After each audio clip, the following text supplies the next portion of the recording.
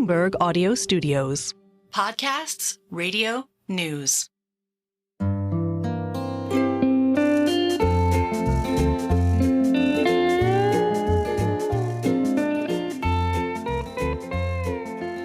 Hello and welcome to another episode of the Odd Lots podcast. I'm Tracy Alloway. And I'm Joe Weisenthal. Joe, do you remember a month or so ago, we recorded an episode all about why mortgage rates were going up, even though the Fed has cut? Yes, this was a big one at the time, and I think it still is really important.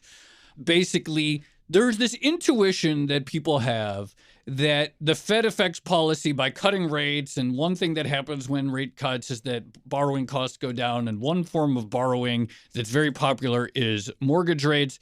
But we're in the middle of a rate cut cycle. The Fed cut 50 in September, then cut another 25 at its subsequent meeting. But mortgage rates have generally not moved down at all, and in fact moved up after that 50 basis point cut. By the way, we're recording this November 25th. We haven't seen much improvement at all.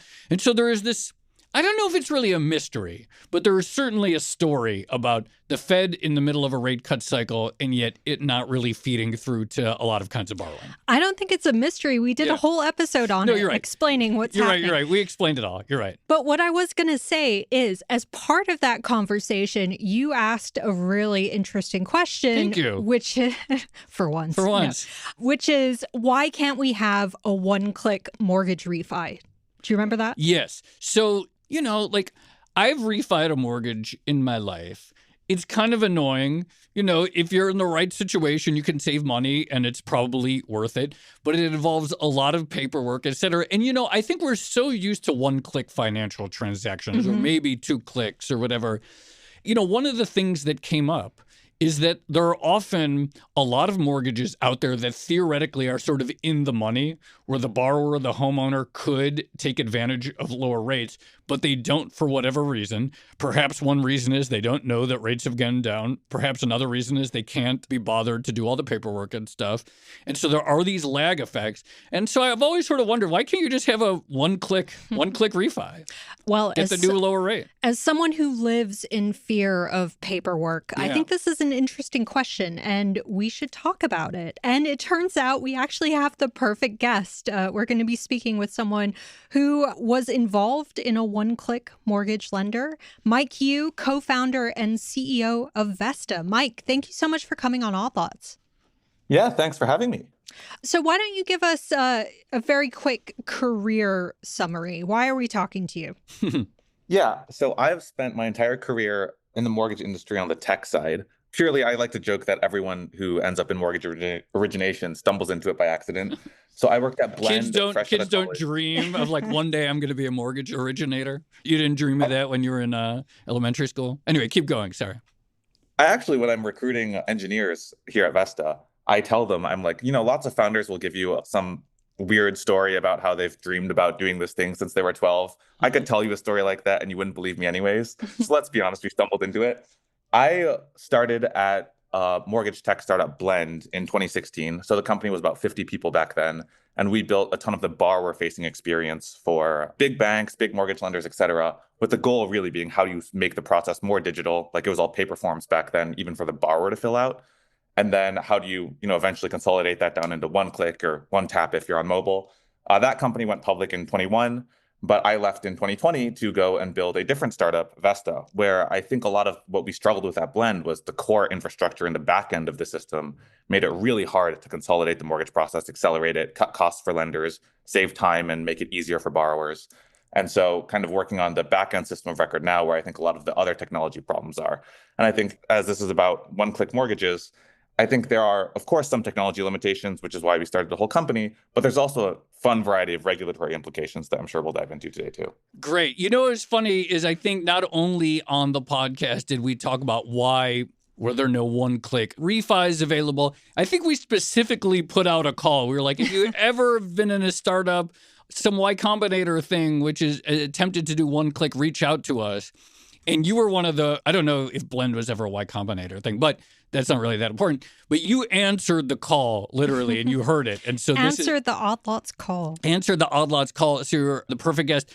Obviously, we want to get into what you're doing at Vesta and just how it all works. Talk to us a little bit more. What did Blend do to attempt to solve the problem of, I don't know if it really gets to one click, but simplifying or streamlining the mortgage application process?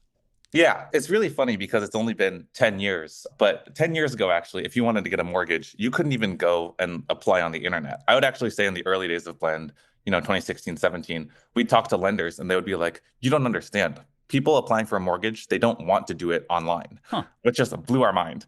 And there were a lot of, old school loan officers who are like, I call my borrower and I interview them and I literally take the paper, it's called the 1003 or the Uniform Residential Loan Application. I take this paper form and I fill it out with a pencil. I pull over to the side of the road. My borrower's talking to me on the phone. I take them through my process and I fill it out with pen and pencil. Then I give it to my assistant and they go type it into the backend system. And we were getting this kind of pushback left, right, and center in the early days, really just around the idea that people wouldn't want to apply online. And then Rocket's big Super Bowl ad came out, push button, get mortgage. And then all the banks were like, oh, well, if Rocket's going to do it, we probably need something competitive with this. And I would say that was really an inflection point for that company. But so much of it was like, if you want to get to a one-click mortgage, well, first of all, you need people applying for the mortgage on the internet, not via physical paper. And then it really becomes about how do you start to pull in the data from all these various sources. So Blend was one of the first to work with, some of the GSEs on getting asset data direct from the banks and pulling that into the mortgage application so you can get faster underwriting and not needing to upload a whole bunch of paperwork and bank statements.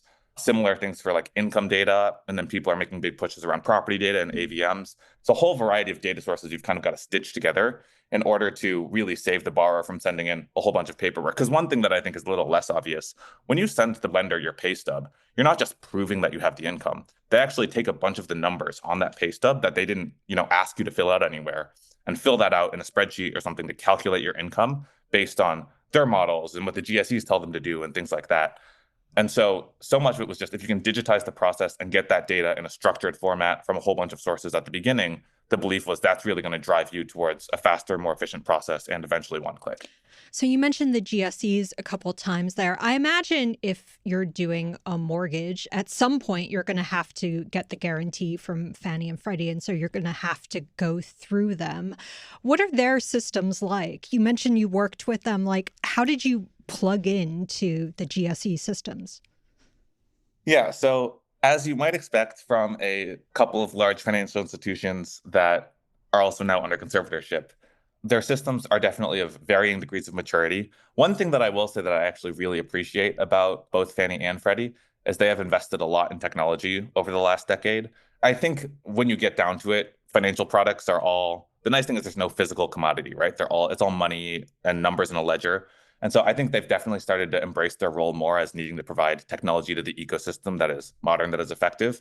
But very honestly, the core piece of technology they built that gives you guidance on whether your loan is going to qualify or not for sell to Fannie or Freddie, it's called Desktop Underwriter in the Fannie case and Loan Product Advisor in the Freddie case. The original versions were built in the 90s. And so definitely some older systems. It's all still, XML system to system conversation if you can integrate to them at all. Some of the systems don't have any capability for system-to-system integration.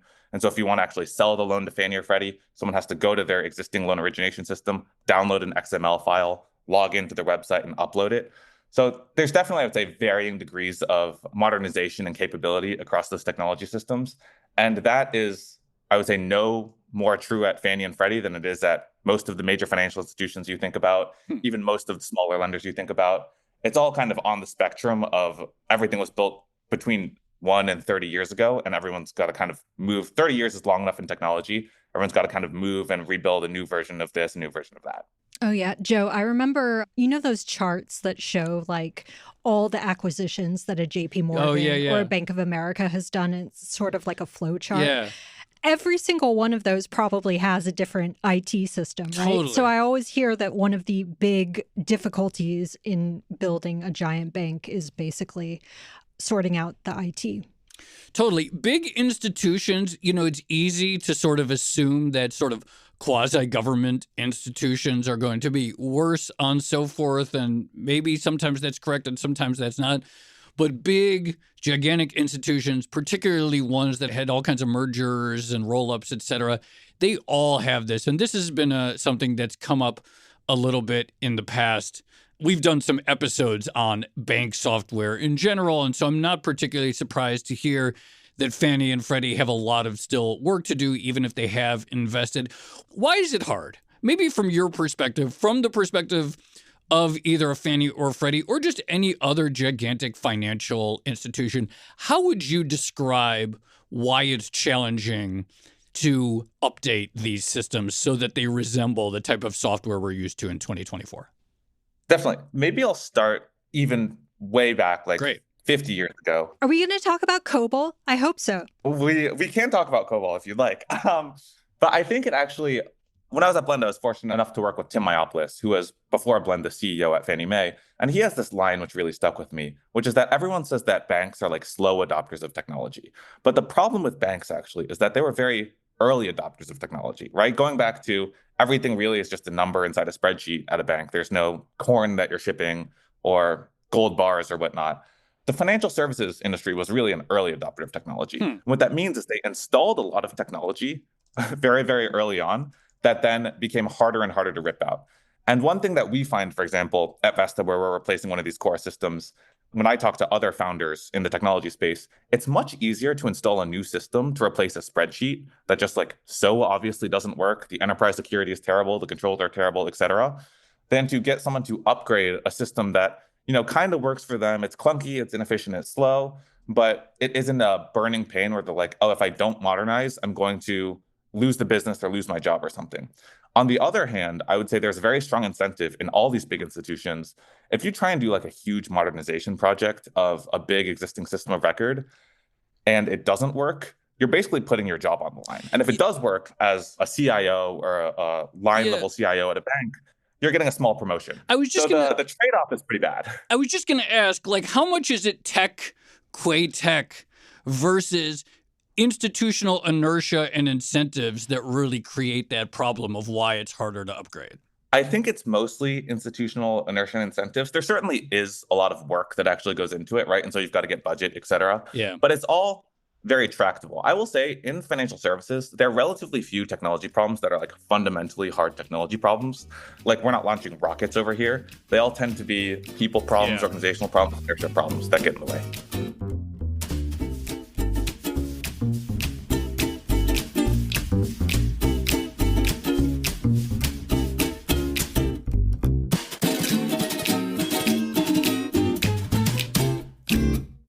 Can you talk to us about the sort of life cycle of a mortgage in terms of technology? So like, what's the first thing that happens? What system is it put into? And then where does it go next? Sure. So we're talking one-click refis today. So we'll start with the refi. In, let's call it a relatively idealized case. Let's talk the real ideal, which is like the borrower is going to get an email from their servicer, right? Which says, hey, you're in the money. Like we service your loan. We know what you pay. We know what rates are. We know, roughly your credit profile. We can tell you that you probably want to refinance. So the consumer is going to click on that link and they're normally going to go and fill out an online application. Today, they're going to go type in a whole bunch of their data again. I think you probably know your servicer has a ton of data on you. Do you really need to type it in? And this varies kind of depending on how tech forward your servicer is. But often people are still typing in their whole application again. They're uploading a whole bunch of documents. And this is kind of sitting in the consumer facing system, which today is, they call it a point of sale. This is the space where really Blend is the category leader now. And so the borrower is going to kind of type all that information in. They're going to hit submit. That's going to push it to what's called a loan origination system on the back end. And you can think of that as both the system of record, and it's going to do all the compliance checks. It's where the people are going to do all the processing and the underwriting. It's where any automated underwriting might happen. And it's also the system that's going to be integrated to like 15 other systems. So one really annoying thing about the mortgage ecosystem is to produce your loan from front to back. You're probably hitting at least 15 different technology vendors. Wow. Can you run what are some of these and what different parts of the stack are they serving? You don't have to list all 15, but give us an example of like the various things that need to be hit and who's doing them. Yeah, so I think of it as there's a whole bunch of stuff around the property, right? So you've got to go to a title company, you've got to go to an appraisal management company to kind of get the appraisal. So there's a whole bunch of stuff around the property. Someone's got to check what flood zone it's in. And we'll get into why some of the rules are really hard to change. But if you want to know what flood zone a property is in, I mean, you can go on House Canary or Zillow and kind of figure that out pretty quickly. If you want to sell a mortgage to the GSEs, you've actually got to hit one of their 4 or 5 designated flood certificate providers for an official flood certificate, quote unquote, which is really just, those are the providers that signed a deal with the GSEs where they get the FEMA maps that everyone else gets, and they produce a piece of paper that's official enough and the GSEs trust them. So that's a provider you basically have to hit. And so there's a whole variety of property, vendors you've got to hit around those categories. There's a bunch of borrower vendors you've got to hit around. Pulling credit is the obvious one, but you're going to want to verify their income. You're going to want to look them up in fraud databases. So there's a whole set of those. And then there's a bunch of compliance stuff to do. So generally, there are entire companies that are dedicated to, I have all the data in the mortgage, and I'm going to prepare the disclosures for you. Like, the disclosures are so complicated, that's less a technology problem. That's like those companies have an army of lawyers who basically read all the regulatory updates, all the updates in each of the 3,800 counties in the US, any state updates, any investor updates around exactly what you have to tell the consumer before they can kind of sign a lien on their property, which, as you know, like, some states are very onerous about that. And so between compliance and property and kind of checking the borrower, there's just this whole constellation of stuff that has to be done, a lot of data sources and a lot of rules. Talk to us a bit more about the rules then. Like, I'm curious how these rules come into place, what sort of factors they're being based on, and then how often they actually change. Yeah, I kind of think of rules in 2 buckets. There are, of course, the regulatory rules. So you can imagine a ton of those regulatory rules were driven by 07, 08. And a lot of the things that we saw during the Great Financial Crisis, or that kind of led up to the Great Financial Crisis. So a lot of regulatory stuff around what you disclose to consumers, around, you have to qualify their ability to repay in order to have a compliant loan. So there's lots of regulatory stuff. And then there's investor rules, which overwhelmingly, come from Fannie or Freddie. There is a small private label market and some other stuff.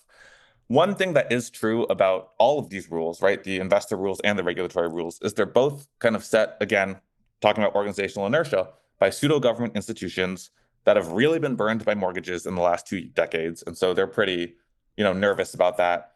And there's very little incentive to simplify the process or remove rules. And so the rules change, I would say, every month or two. You get a few new rules from the investors, but they very rarely subtract rules, which tends to be a reason that you end up with, I want to say the Fannie Mae selling guide is now 1,200 pages, basically, of rules that the loan has to satisfy. And these rules can vary from, relatively straightforward things like you can't refinance an FHA loan within a certain amount of time after the loan was originally originated. So there's like a seasoning requirement. There's a lot of documentation rules. Like, if you're going to provide an income to Fannie Mae, you normally have to have a pay stub and a W-2 attached to it to kind of verify that income. And you get into like really complex and arcane rules as well once you get into 1,200 pages. Like, are you allowed to have a 10% increase in income year over year and use that new income? Well, you have to document that a certain way. If it's above 30%, you have to document it another way. So a whole kind of slew of rules, which is why you have this huge body of people basically that have to work on every single loan because they have to learn all the rules.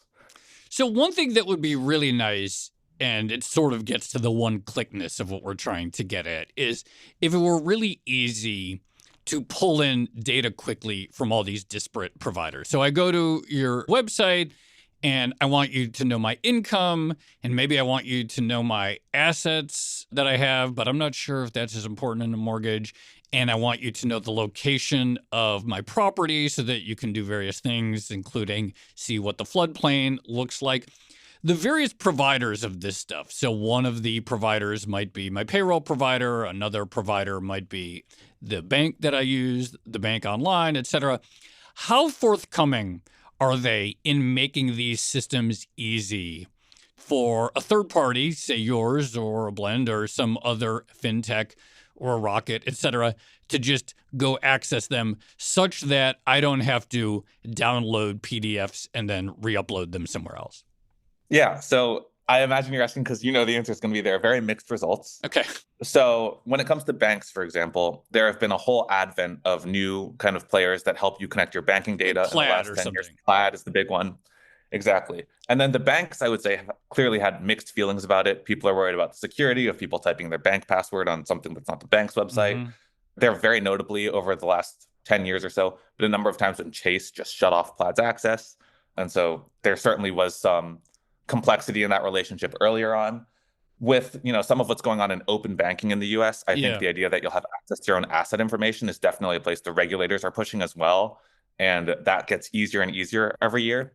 Payroll is a particularly interesting one. It's a very hot topic in the mortgage world now because everyone basically uses a product offered by Equifax called the work number, which you may have heard of.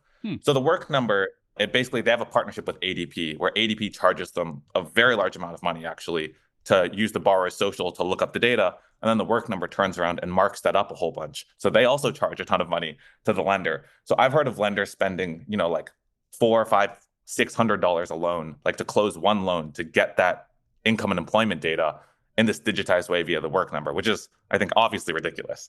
And so there certainly is some struggle going on with the data ecosystem. There are a bunch of startups now trying to basically do what Plaid did, where the borrower can log into their payroll provider.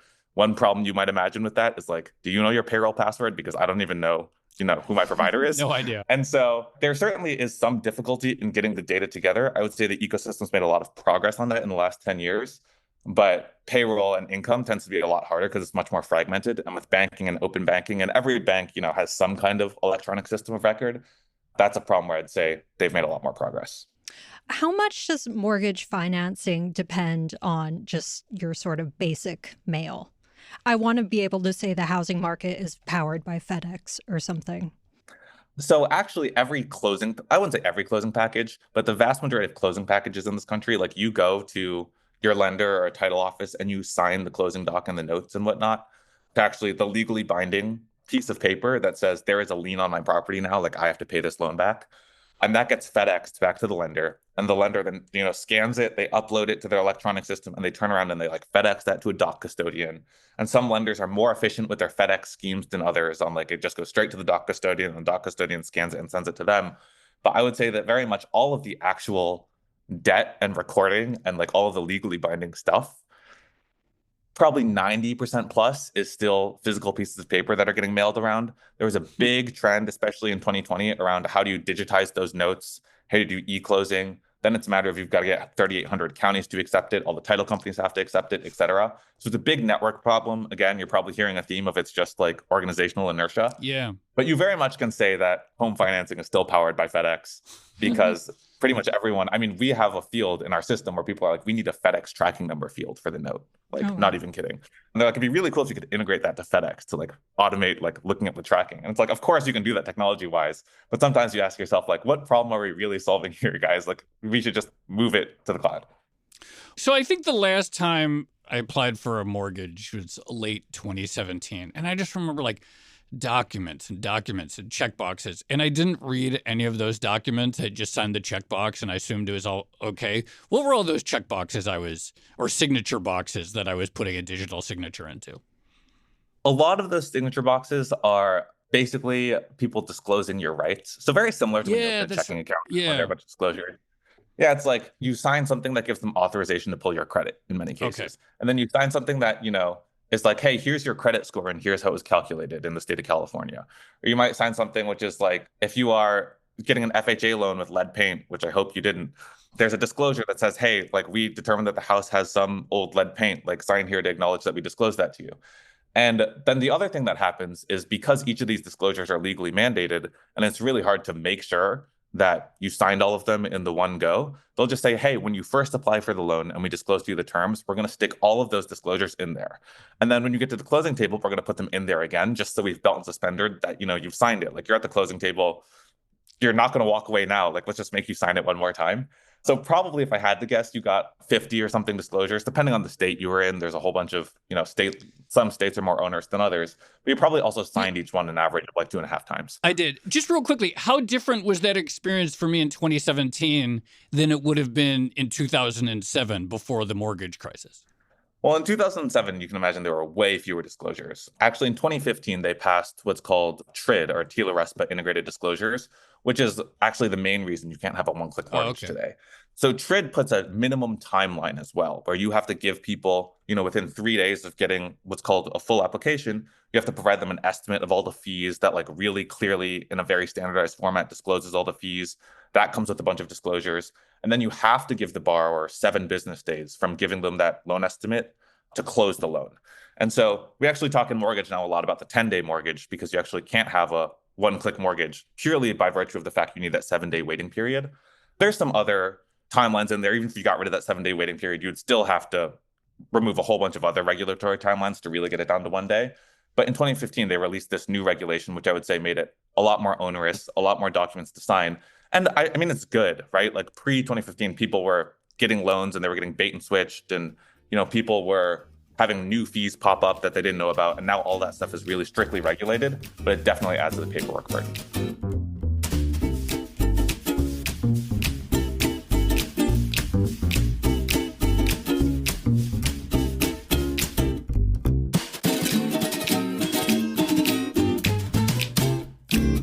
So how did Blend actually try to solve all of this? Because when I listen to you talk about all these sort of challenges in the mortgage market, it just sounds like an unsolvable kind of spider web of requirements.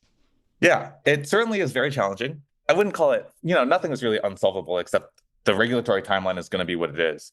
But for Blend, a lot of it was, hey, can you really get to a one click and tell the borrower that they're clear to close? And what that means is we've fully underwritten everything. We know that you're going to close. The only thing we're really waiting on is the compliance clock.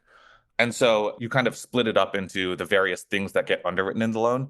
So in property, for example, the most clear thing you have to do in order to say I can instantly underwrite your property is I have to be able to get no appraisal and get instant title. And today, title insurance is this whole other thing that I'm sure you could do 10 episodes on. Oh, yeah. Some people have asked which for everyone, that. yes, I would say every 2 years, some Silicon Valley person tweets that like title insurance is a racket and someone should go take it out. And I always get that tweet texted to me like 10 times. But there's this complexity around, well, the problem with title insurance is actually someone does have to go to the county office, still in a bunch of counties, and like go downstairs into the basement of the courthouse and get the key and unlock it and go like look up the records for that house or something like that. So you have to figure out how you're going to make title insurance instant, which there are a whole bunch of startups that have worked on, are working on, have had some success in digitizing that process in some counties.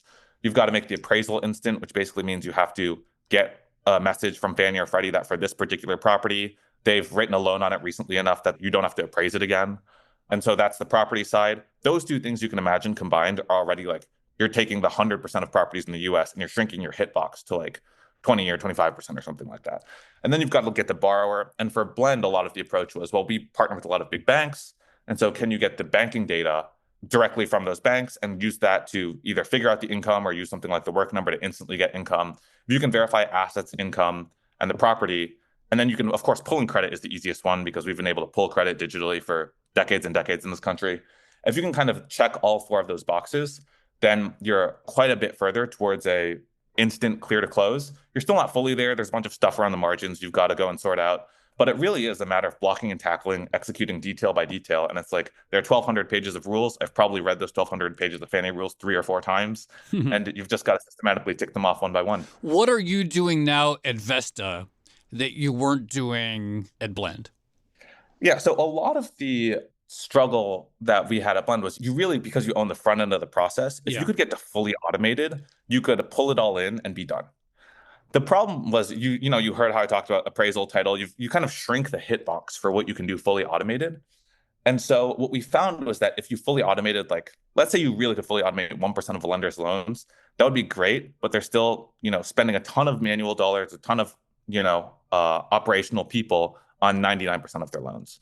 And the big problem was all of the data that you got at the front, it was really hard to use that to drive efficiencies at the back of the process or for, any of the loans that did have even one manual touch. Like I ticked through all these rules.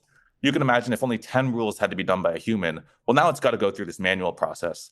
And what it does today is it goes through this old manual process where they basically have to underwrite the whole loan manually because the system doesn't have an understanding of what's already been done. It's not, task or workflow oriented. And people basically have muscle memory. So the underwriter is going to look at everything, order the appraisal, whatnot, even if they don't have to.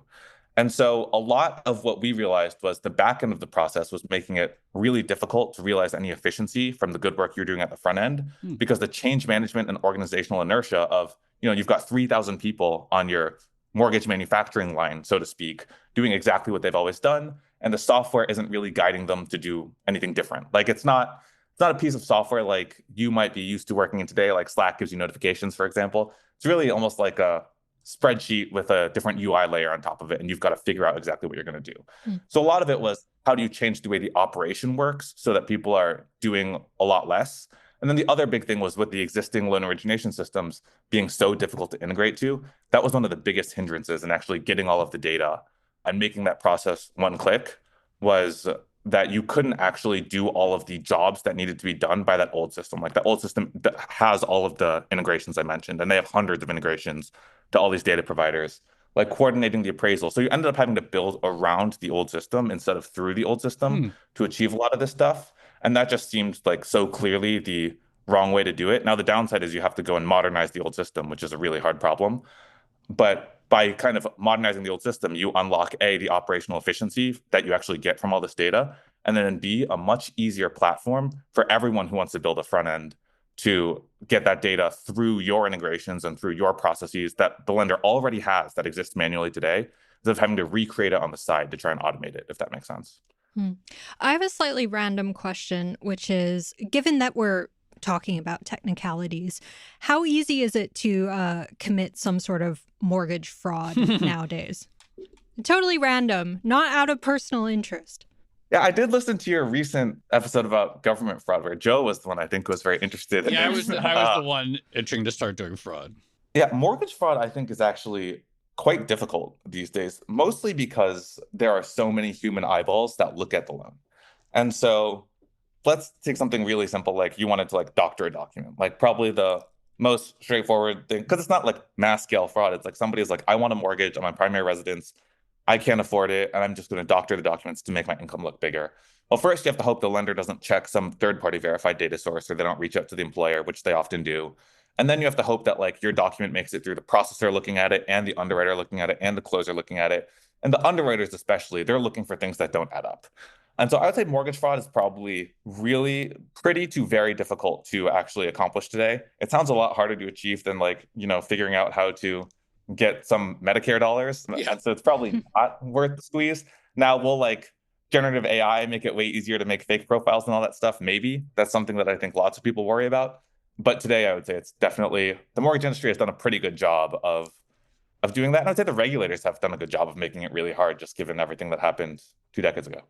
Back to the question of refis. So you mentioned that theoretically, if you're a homeowner and you're in the money on your mortgage, that is to say where it would make economic sense for you to refi, you might get an email or something. And it's like, hey, you should refi and you could save this much. But it's, as we're talking about, it's going to be a lot of paperwork and all this stuff. After our episode came out several weeks ago, someone on Twitter, they said, why can't we have a mortgage product that you pay a higher premium up front, but it's a floating rate mortgage that only resets downward? In other words, basically, if rates drop lower, your mortgage mechanically drops with it. And again, obviously, if you're going to have that, you theoretically, that's a more valuable option and you pay some premium up front. But then in theory, you save all of this effort and time and document checking and human hours that go into this. In your mind, does that seem like a plausible financial product that could exist? Seems like a totally reasonable financial product. I think that there may even be somebody doing it in like the private label securities market. There is a small market of basically hedge funds that will like underwrite non-QM is what they're called, mortgage products, and offer those to lenders, and lenders can originate them. One thing I will say is it seems unlikely to come from the GSEs, just because so much of the GSE's mission these days is affordability and democratizing homeownership. And I can't really think of a marginal person that product would get into a home. Right. So even if it makes sense, that's just not what moves the dial. Yeah, I think it makes sense from a, like single person financial instrument perspective. Yeah. Like I would love to have one of those, for example. But I think that from the kind of stated policy goals of the biggest investors in the market, it's just not really something that aligns with their policy goals. And so I can't see that being a big area of where we're going to see a bunch of those in a decade. So a lot of mortgages get bundled together into mortgage-backed securities. I'm curious, like, how much of that granular detail about pay and, lead paint in the house and things like that gets ported over to the securitization aspect of it? So it's really not a lot. I have capital markets people reaching out to me all the time being like, if you have a modern loan origination system, you can solve my problem. If I can't actually get any of the data or much of the data that, underlines these instruments when I am going and securitizing them or trading them or whatnot. What generally comes out, as much banking technology still is today, is you export a big CSV of some of the data fields. You take a bunch of docs and you send them off.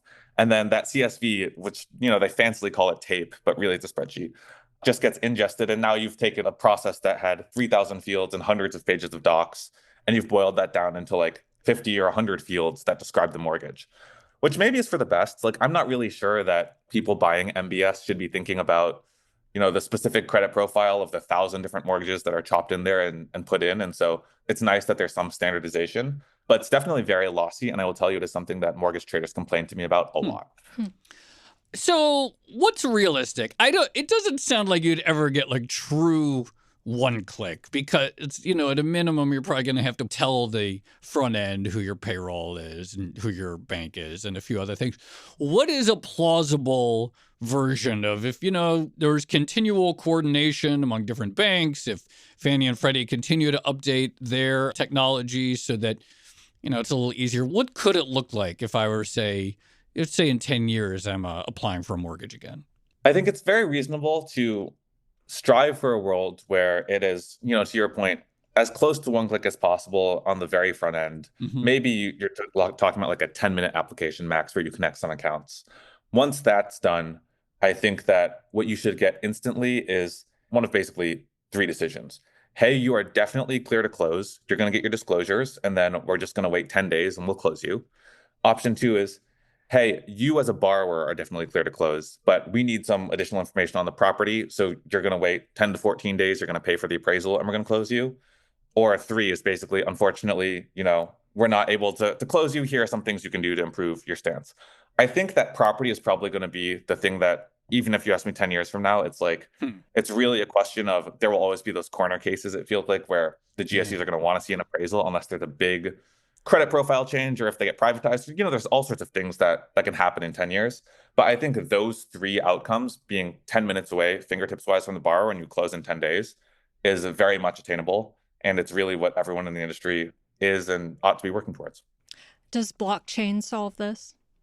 And I mean that somewhat seriously. It's a good question. Because I've often thought like one of the few real world applications of blockchain technology could be in the mortgage assignation space, where you have that sort of chain of title moving around constantly. But also I'm thinking like from a wallet perspective, if you could have like a personal profile that carried with it, your pay and how much you're worth and et cetera, you could use that too. Yes. So those are 2 very interesting use cases. On the wallet perspective, the way that I think about blockchain helping here is it almost lets you build like a more encompassing decentralized credit bureau. And decentralized is actually really important because I don't think the banks are super excited about the idea of helping build like a 4th credit bureau. Like, they built 3 and now they pay the 3 for their own data, which I think is a little bit difficult for them. And then, the regulators are not super excited about decentralized credit bureaus, et cetera. And so I think the idea that each consumer could have their own key that unlocks, access to all of their data on this decentralized credit bureau that all the payroll providers and financial institutions, et cetera, are writing to is very much an idea that has legs. It is really hard to implement for, a lot of similar organizational inertial reasons. But I do think that is a real use case for blockchain because it solves the incentives problem, where people are basically like, I don't want there to be one middleman with every consumer in America's financial data. And so blockchain lets you kind of like decentralize and split that up. So I think there's some really interesting avenues there that people can go down. And there are some companies, I think, actually looking at that. On the title front, what I usually tell people on, could title be on blockchain? Absolutely. Is it an interesting use case? Absolutely. The hard part of digitizing title is getting 3,800 counties to even move to like putting, capturing the records digitally and not in the courthouse basement. Getting 3,800 counties to move to blockchain seems further away than that, not closer. I don't know if I've ever mentioned it on the show before. I once had a gig right after college in which there was some company out in California doing some asbestos lawsuits, and they needed names of all these people who had been party to some suit. They were maybe putting together a database for lawyers. And part of my job was to go to various county courthouses all around rural Texas, in central Texas, and go to the basement and just literally pull out files and ask for names. I'm just going to ask one last question. Since Tracy hit one tech buzzword, which was blockchain, generative AI, whether it's in the field of scanning documents or understanding documents quickly, in your work right now, is there a substantive use that you're getting out of this technology? Yes, it is definitely, to your point, it's scanning and understanding documents. And so you can think of mortgage, the way that I think of it high level is it's a whole bunch of data and it's a bunch of rules. And the rules are well defined by investors, the government, et cetera. and the data is just data. And so data and rules to, a lot of this conversation should be a one-click experience. Like, we've known for decades how to run rules on data. And a lot of the problems come about because the rules are written in this 1,200-page PDF, and there's a little gray, and someone has to learn them. And the data comes in a bunch of documents and a bunch of, disparate places from the borrower, and so it's not structured. And so if you can bring structure to the data and structure to the rules, both of which generative AI is really good at, right? It can read the Fannie Mae selling guide and turn that into code rules. It can read a document and turn that into data points. If you can use generative AI to structure those two things, then you still have structured data, structured rules, and they're, whatever rules the GSE set. So you don't have these compliance things with, is AI underwriting the loan? But we're seeing a lot of really promising results, taking the most cutting edge large language models and applying them to these documents, both to write the rules for us and to lift the data off the documents. All right, Mike, thank you so much for coming on Odd Lots and explaining to us why we can't have a nice thing. Yeah, thanks for having me. That was fun. That was amazing, Mike. You were the perfect guest. Thank you so much for coming on. Yeah, that was fun. Thanks for having me.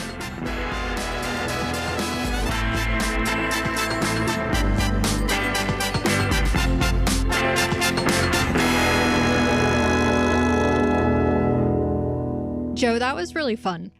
That was really fun. I thought Mike was exceptionally clear at explaining how all this works. And although it's still annoying, the process of getting a mortgage and lots of documents that I didn't read and attached my signature to, I guess I understand a little bit more why now. Do you remember after the financial crisis, there were all these problems with loan documentation? And I remember there was a big thing about assigning mortgages in blank that all turned into court cases. Yeah. I kind of wonder we did a great episode on that with David. David Dion of the American Prospect, in 2015. What was the name of his book? David, Chain of Title. Oh, I totally forgot about that. We did an episode with David Dion, Chain of Title, and how crazy that was. It was just the state of disarray in documentation after the mortgage crisis. But you understand why it is when you still have, so much at the county level. Yeah. And the county level, I guess for obvious reasons, not feeling any particular pressure to update or digitize or modernize or coordinate all of their systems. Yeah, that's really it, isn't it? It's sort of like a hodgepodge of state and county law. I feel like we're going to be waiting a while for a solution to this. Yes. And I've sort of hinted at it before on the podcast, but for very arcane reasons that I'm not going to get into, I do have a loan that will need to be refinanced at some point in the next couple of years. You're very optimistic, Joe, about interest rates. No, I'm very pessimistic and I'm very anxious about it. But if I'm not optimistic about the path of interest rates, maybe I'll be optimistic that in a couple years, the process is at least a little bit better than it was the last time I applied for a mortgage. We'll see. You'll have to tell me how many documents get mailed out and stuff. Although I guess most of that is on the sort of lender and servicer side. But I'm not looking forward to it. Yeah. All right. Shall we leave it there? Let's leave it there. This has been another episode of the Odd Lots podcast. I'm Tracy Alloway. You can follow me at Tracy Alloway. And I'm Joe Weisenthal. You can follow me at The Stalwart. Follow our guest, Mike Yu. He's at Michael_U. Follow our producers, Carmen Rodriguez at Carmen Armin, Dashiell Bennett at Dashbot, and Cale Brooks at Cale Brooks.